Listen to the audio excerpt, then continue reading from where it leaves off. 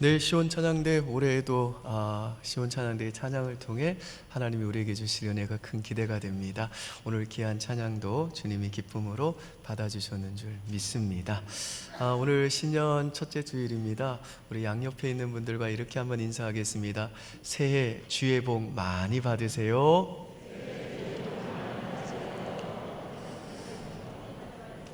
네, 정말 새해에도 우리 주님이 주시는 복이 여러분의 가정과 일터 가운데 또 자녀들의 생애 가운데 넘치시기를 주님의 이름으로 축복합니다. 오늘 본문에서 사도 야고보는 질병으로 인해 고난 당하는 성도들이 있으면 장로들을 청해서 기름을 바르고 기도하라고 권면합니다. 우리 14절 한번 보실까요? 같이 읽습니다. 너희 중에 병든 자가 있느냐? 그는 교회의 장로들을 청할 것이요 그들은 주의 이름으로 기름을 바르며 그를 위하여 기도할지니라. 이 말씀은 그리스도인은 병에 걸렸을 때 의사 찾아가지 않고 약 먹지 않고 오직 기도로만 병을 고쳐야 된다, 그런 뜻이 아닙니다. 의사와 약은 하나님께서 우리의 병을 치료해 주시기 위해 주신 귀한 선물입니다. 따라서 우리는 이 육체적인 병이나 우울증과 같은 이 마음의 병에 걸리면 그 병에 대한 전문 지식을 가진 의사를 찾아가야 되고, 또 의사나 약사의 지시에 따라서 필요한 그 병에 대한 합당한 약을 복용해야 됩니다.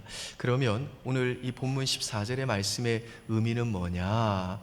여기에서 이 장로나 이 장로는 목사나 장로 둘 다 가리킵니다. 그리고 기름을 바르고 기도하라 그랬는데, 이건 기름을 발라야만 병을 고치는 효과가 있다, 그런 뜻이 아닙니다. 만약 그렇다면 우리 교우들이 저한테 이 기도 받으러 오시면 제가 사무실에 늘 해표 식용유나 아니면 또 올리브유 같은 거 준비해 놓고 그거 이제 바르면서 기도해야 되겠죠. 근데 그거 아니라는 거예요. 여기서 기름이란 하나님의 치유의 능력 혹은 성령의 능력을 표시하는 상징적인 것입니다. 그리고 병에 걸렸을 때에는 신유 집회에 간다거나 기도원 가라 그러지 아니하고 지역 교회에 목사나 장로들을 청해 병 낫기를 위해 기도하라 그랬는데, 이 말은 무슨 말이냐?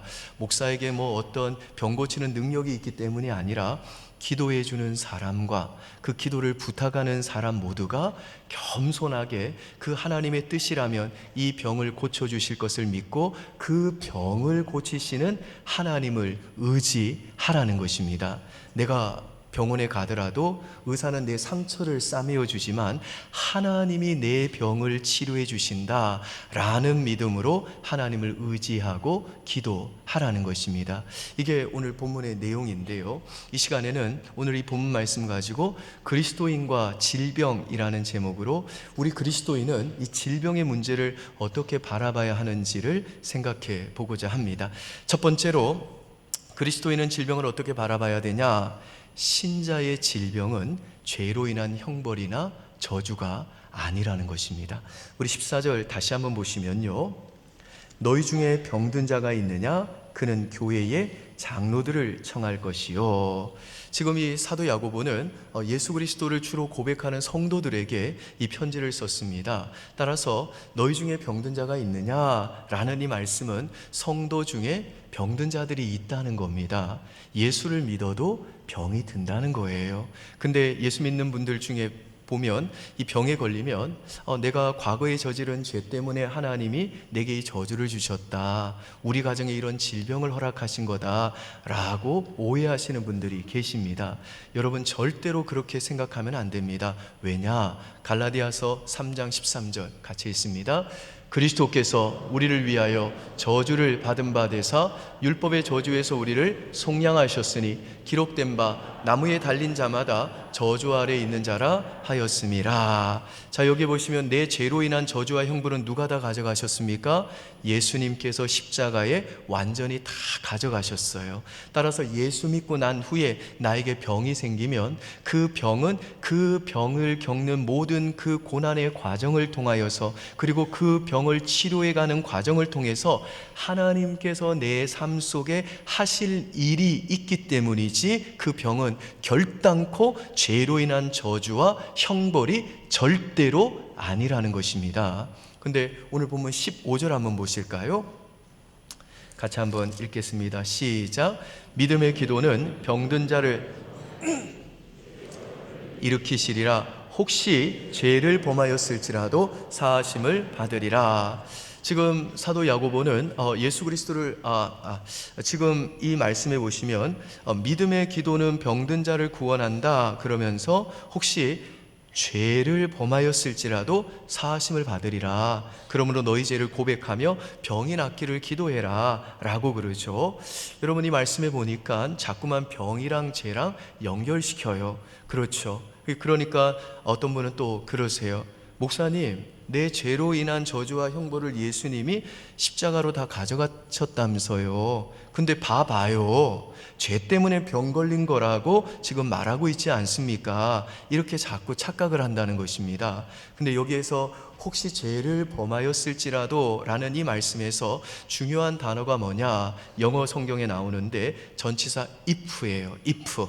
이게 무슨 말이냐? 신자가 겪는 모든 질병이 죄 때문에 생기는 질병은 절대 아니라는 겁니다. 내가 뭐 특별히 죄를 저지르지 않았는데도 내가 병에 걸리거나 내 부부나 내 형제가, 내 자녀가 정말 말도 안 되는 심각한 질병에 걸릴 수 있고 장애를 가질 수도 있다는 것입니다.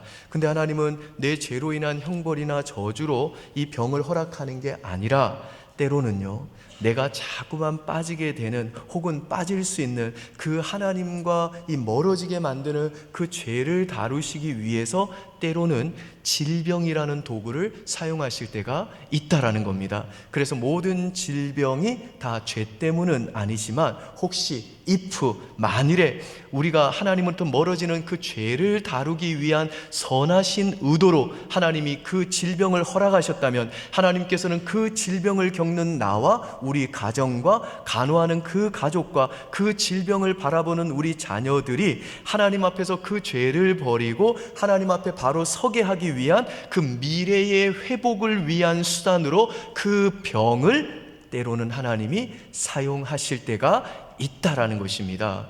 그래서 존 파이퍼 목사님이 암에 걸린 이후에 Don't waste your cancer, 당신의 암을 낭비하지 말라라고 하는 책을 쓰셨는데요, 이 책에서 파이퍼 목사님이 이런 말을 해요.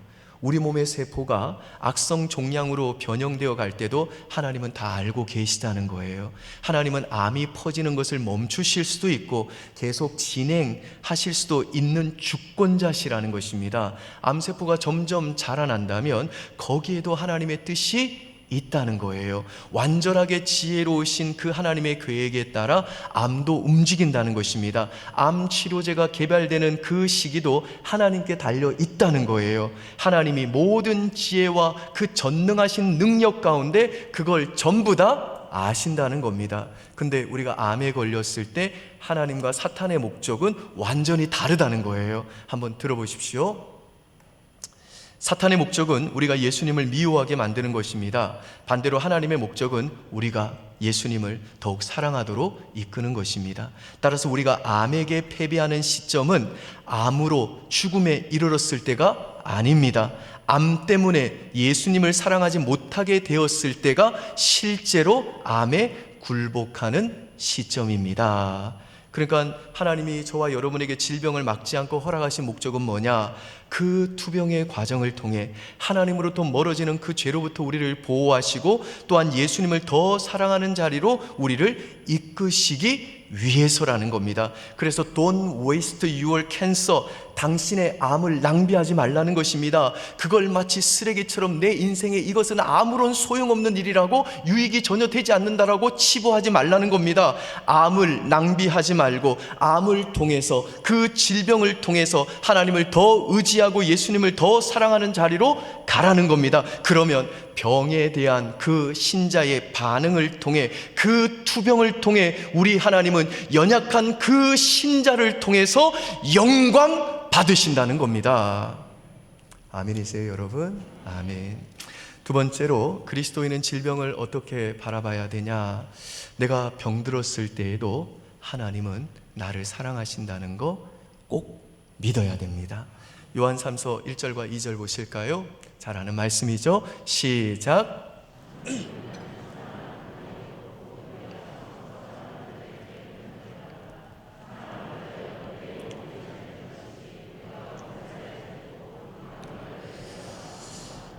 이 요한 3서는 이 사도 요한이 이 가이오라는 사람에게 전한 편지입니다.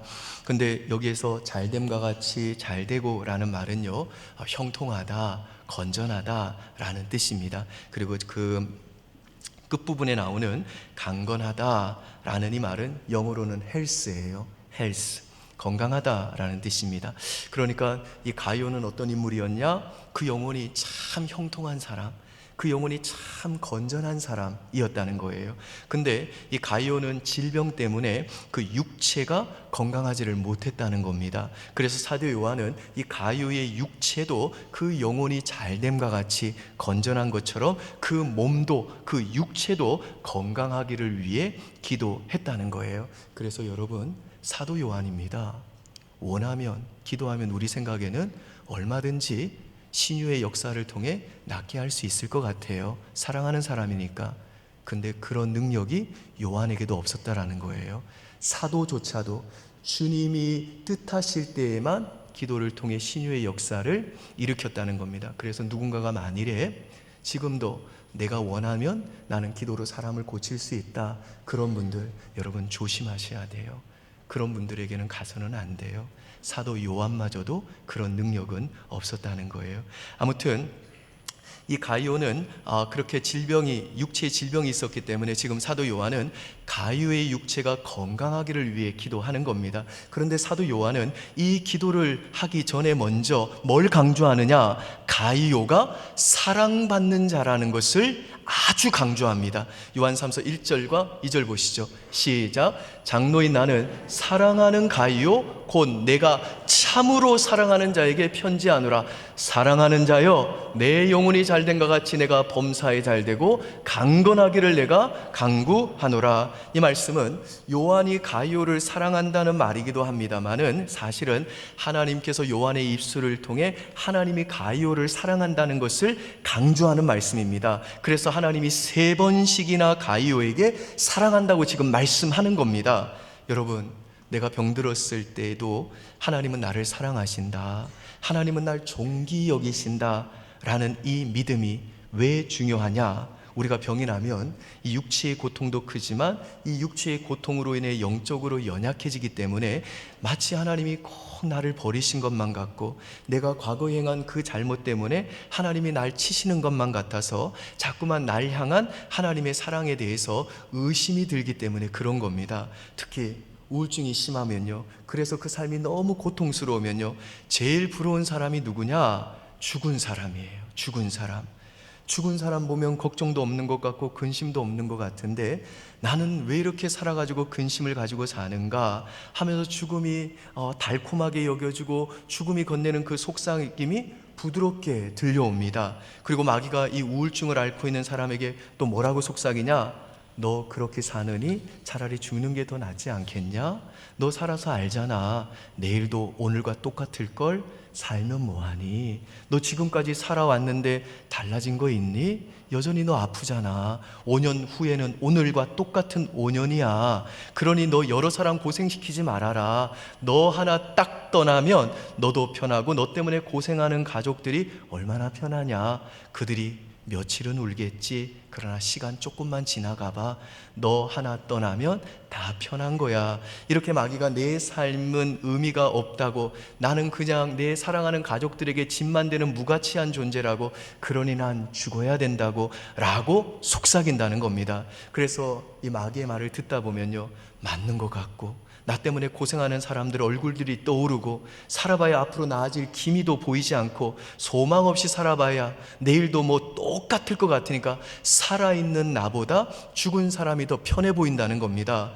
여러분이 우울증이라고 하는 이 마음의 병은요, 나이도 상관없고 성별도 상관없이 오는 겁니다.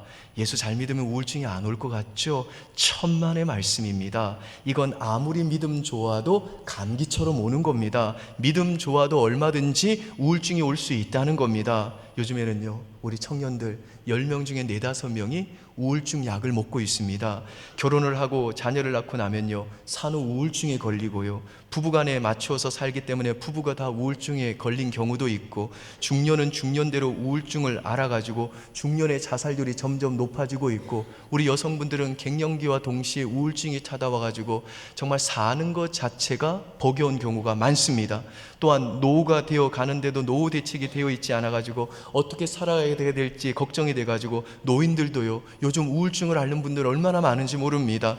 목회자들이라고 우울증이 안 올 것 같죠? 천만에요. 많은 목회자들이 우울증을 앓고 있다는 겁니다. 그거 성도한테 말하면 능력 없는 종이라 말할 것 같아서 그 말도 못하고 누구와 상담도 제대로 못하는 목회자들이 많다는 겁니다. 선교사로 떠난 분들은 우울증이 더 많습니다. 낯선 곳에서 타지에서 복음 전했는데 단 한 명도 회심하고 돌아오지 않는 걸 보면서 정말 떠나올 때는 파송교회에서 뻑적지근하게 파송을 받았으니 고향으로 돌아갈 수도 없고 낯선 땅에 그냥 혼자 덩그러니 외로이 버려진 것 같아서 그 선교사님들 부부들, 그 믿음 좋은 분들도 우울증으로 고생하는 분들이 얼마나 많은지 모릅니다. 그래서 내가 무가치하게 느껴지고 주변 사람들한테 그냥 짐만 되는 것 같아서 죽은 자들이 부러워지게 된다는 것입니다.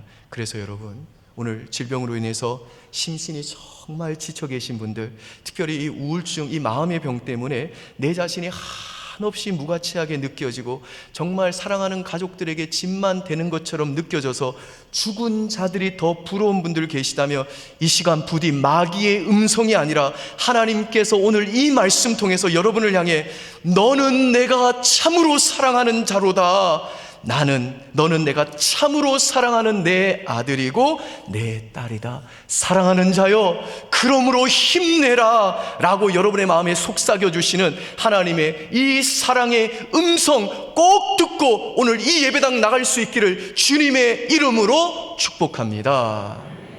근데 제가 이렇게 말씀드리면 또 어떤 분은 그러세요. 목사님, 진짜 교회 다니는 사람들 참 뜬구름 잡는 소리 많이 하신다고. 사람이 하나님이 사랑해 준다고 힘이 나겠냐고.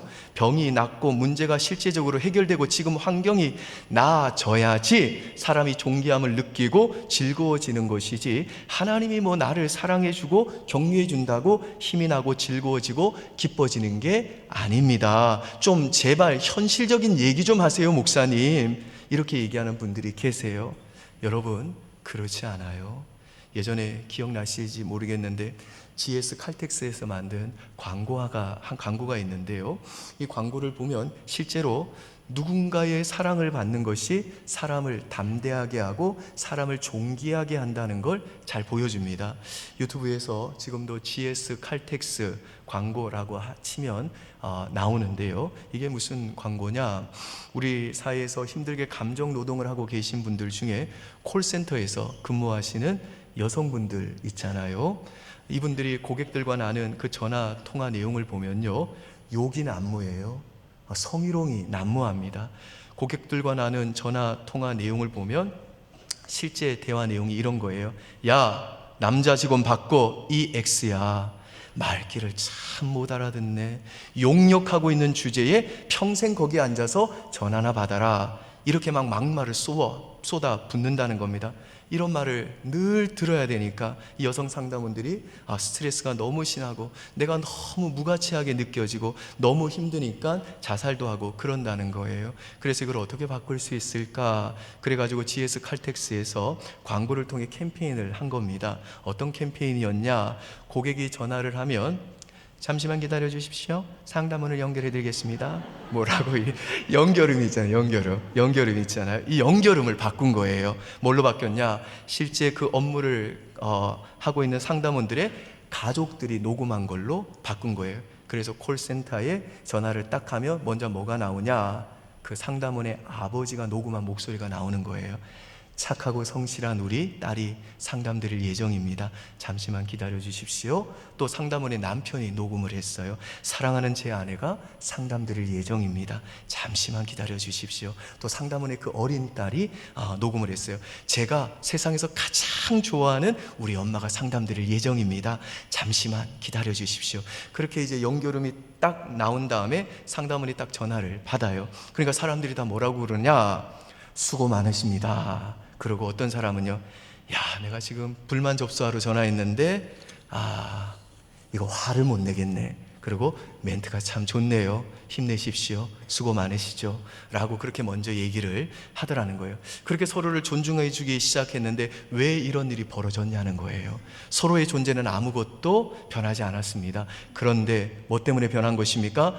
전화를 건 사람들이 그 상담원의 능력을 본 것이 아니라 저 자녀가 이 엄마 진짜 사랑하는구나, 저 남편이 이 콜센터 하고 있는 이 아내 너무너무 사랑하는구나, 저 아버지가 이 딸을 정말 존귀하게 여기구나, 그 귀하게 여기는 마음을 함부로 대할 수가 없는 겁니다. 사랑하는 여러분, 사람이 언제 존귀해집니까? 내 능력으로, 내 실력으로 존귀해지는 게 아닙니다. 만약에 이 세상에서 가장 존귀한 인물이, 가장 능력 많은 인물이 있다면 사탄마귀 아닙니까? 그런데 그의 능력과 그의 실력으로 그가 뭐 존귀한 인물입니까? 아니잖아요. 흉측한 괴물이잖아요. 내가 이 콜센터의 업무들을 즐겁게 감당해낼 수 있는 나의 힘은 어디에서 나오는가? 내 실력과 내 능력으로 나오는 것이 아니라 그가 나를 사랑한다, 여기에서 나온다는 겁니다. 그래서 내가 콜센터에 앉아 있어도 나를 스스로 비하하지 못하게 만드는 것은 뭐냐? 내가 좋은 곳에서 일해서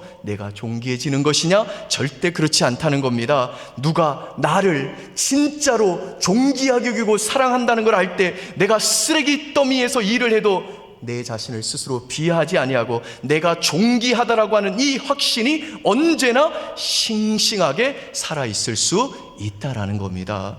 마찬가지로 내가 질병으로 인해 연약함 중에 있을지라도, 그래서 내가 꼭 내 사랑하는 가족들에게 짐이 된 것 같아서 마음이 슬플 때에 이 하나님의 말씀인 성경을 통해 아들아, 딸아, 너는 내가 참으로 사랑하는 자다 라고 우리의 마음에 속삭여 주시는 이 하나님의 사랑의 음성을 통해 하나님이 나를 참으로 사랑하신다, 하나님이 참으로 나를 존귀히 여기신다 라고 하는 이 믿음이 생길 때 그 믿음이 바로 내가 병과 싸울 힘을 지속적으로 주고 투병 중에도 지속적인 기쁨을 나에게 준다라는 것입니다. 믿습니까 여러분? 아멘. 마지막 세 번째, 그리스도인은 질병을 어떻게 바라봐야 되냐? 질병으로 인한 신자의 탄식은 미래의 영광을 위한 탄식이라는 겁니다. 여러분, 이 세상 사람들은 다 자기들이 지은 죄 때문에 탄식해야 될 순간이 옵니다. 그게 무슨 날입니까? 그게 죽음의 날이죠. 내가 하나님 앞에서 하나님 뜻대로 살지 않았구나, 내가 하나님 그렇게 도망 다니다가 결국 내가 그 하나님 앞에 서게 됐구나, 그래서 이제 내가 하나님을 떠나는 것이 아니라 하나님으로부터 내가 완전히 버림받는 순간이 왔구나 라는 이 후회와 절망의 탄식을 내가 해야 되는 그 순간이 바로 죽음이라는 거예요. 근데 마가복음 15장 34절 보시죠. 같이 있습니다. 시작.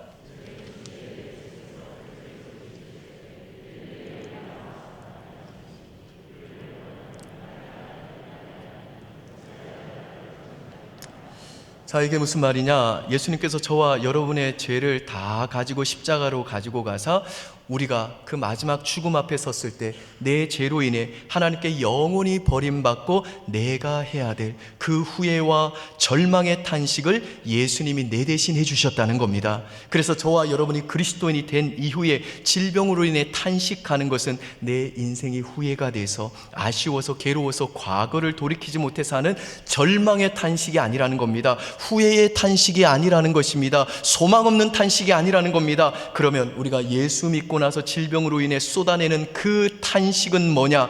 내가 내 죄로 인해 해야 될 내 탄식은 예수님이 십자가로 이미 다 가져가셨기 때문에, 그 예수님이 내 대신 그 탄식을 해 주셨기 때문에, 그 예수님이 내 인생의 모든 여정 중에 질병으로 인해 내게 탄식할 일을 주시는 것은 내 죄로 인해 다가올 저주와 형벌로 인한 절망의 탄식이 아니라 새로운 창조, 새로운 영광, 다가올 미래를 만들어가는 소망의 탄식이 된다는 것입니다.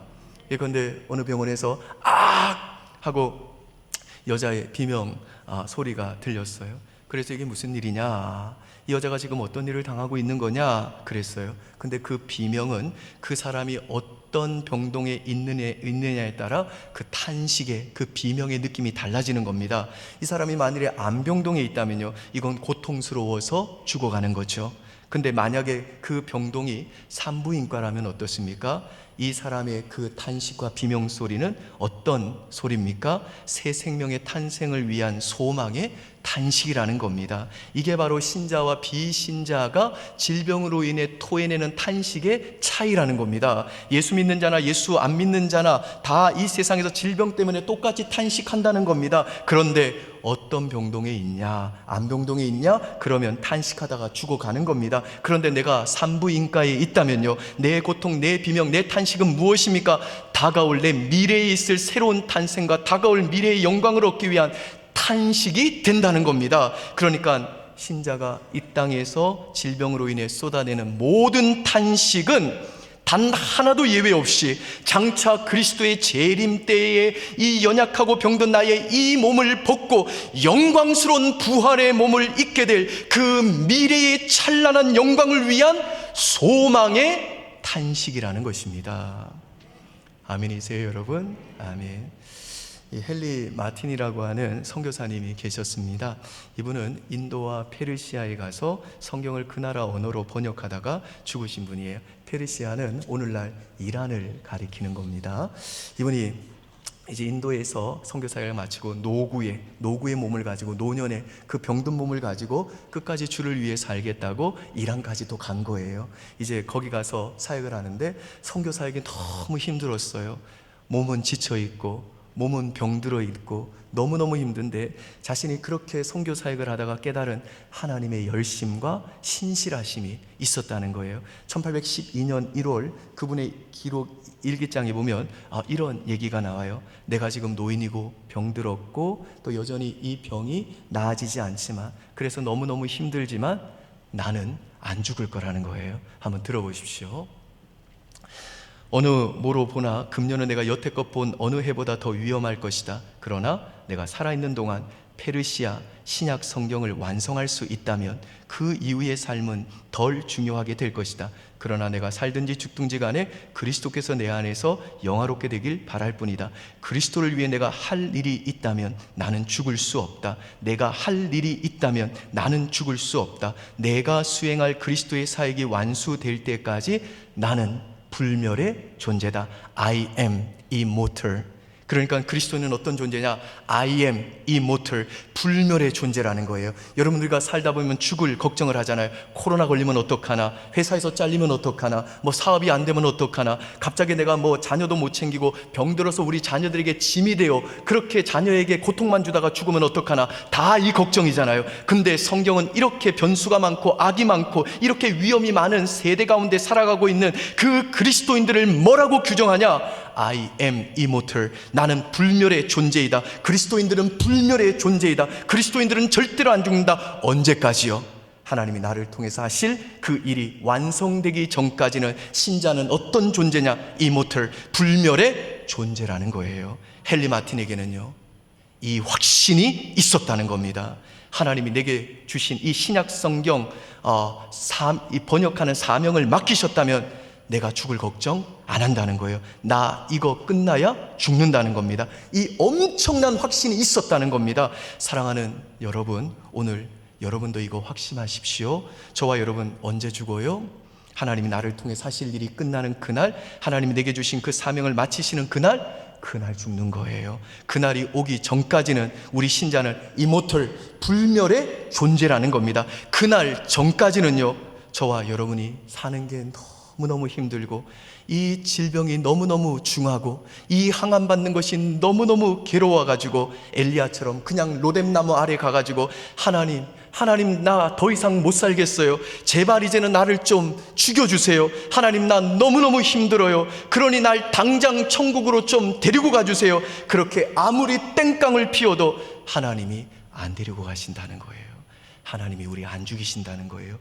예수 믿는 우리는 죽고 나서도 영생하지만 이 땅에서도 하나님께서 나를 데리고 가기로 작정하신 그날까지는, 하나님이 이 땅에서 나를 통해 이루고자 하시는 그 사명, 그 일이 끝나는 그날까지는 I am immortal, 나는 불멸의 존재라는 것입니다. 나는 절대 안 죽는다는 거예요.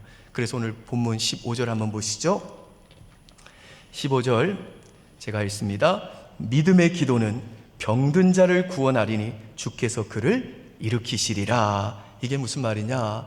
우리가 믿음으로, 강한 믿음으로 기도하기만 하면 하나님은 언제든지 우리의 모든 질병을 고쳐주신다, 그런 의미가 아닙니다. 만약 그렇다면요, 사도 바울과 같이 위대한 믿음의 사람이 자기 육체에 있는 그 사단의 가시가 너무너무 고통스러워서 하나님께 3번씩 기도하면서 고쳐달라 외쳤을 때 고침받았겠지요. 믿음의 사람이잖아요. 근데 사도 바울이 그렇게 믿음으로 간절히 기도했음에도 불구하고 하나님은 그 병을 고쳐주는 대신에 내 은혜가 내게 족하도다, 내 능력이 너의 그 연약한 데서 온전하여 질 것이다, 그러셨잖아요. 그러니까 오늘 이 말씀은 우리가 정말 강한 믿음으로 간절히 기도하기만 하면 하나님은 우리의 모든 질병을 고쳐주신다, 그런 의미라기보다는 우리가 육체의 질병으로 인해 기도하면 하나님은 때로는 우리의 병을 고쳐주시기도 하지만 그리 아니하실지라도 그분이 우리에게 맡겨주신 그 일, 그 사명을 마치는 그 길을 저와 여러분이 끝까지 투병 중에라도 걸어갈 수 있도록 우리에게 그 기도를 통해 날마다 새 힘을 주시고 우리를 다시 회복시켜 주시고 우리를 다시 일으켜 주시고 우리를 그렇게 끝까지 지키시고 보호해 주신다는 겁니다. 그래서 우리는 그 투병을 통해서 하나님께 기도하는 그 과정을 통해 헨리 마틴처럼 우리의 사명이 마치는 그날까지 우리의 인생을 끝까지 지켜주시고 보호하시는 하나님의 그 열심과 하나님의 그 신실하심을 경험하게 된다라는 것입니다.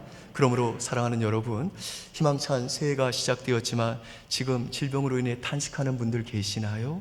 하나님은 여러분이 병들었을 때 여전히 여러분을 더 사랑하시고 여러분이 지금 탄식하는 그 질병은 절대로 이 여러분의 그 죄로 인한 형벌이나 저주가 아니라 미래의 영광으로 가야 되는, 신자라면 견뎌내야 되는 아름다운 과정임을 믿으시고 그 질병을 통해 올 한 해에도 더욱더 예수님을 사랑하는 자리로 가서 하나님께 영광 돌리는 주의 자녀로 살아가시기를 주님의 이름으로 축복합니다. 그리고 하나님이 여러분에게 주신 그 사명에 마치는 그날까지는 여러분은 이모털, 불멸의 존재라는 걸 믿으시고 하나님이 여러분에게 맡기신 그 사명을 위해 병들었을 때는 목사와 장로를 청해 여러분의 그 육체와 마음의 질병을 하나님께 고쳐주시기를 겸손히 간구함으로 그 사명이 마치는 날까지 여러분을 끝까지 지켜주시고 보호하시고 인도하시는 하나님의 그 열심과 그 신실하심을 목도하고 노래하며 간증하며 사시기를 주님의 이름으로 축원드립니다.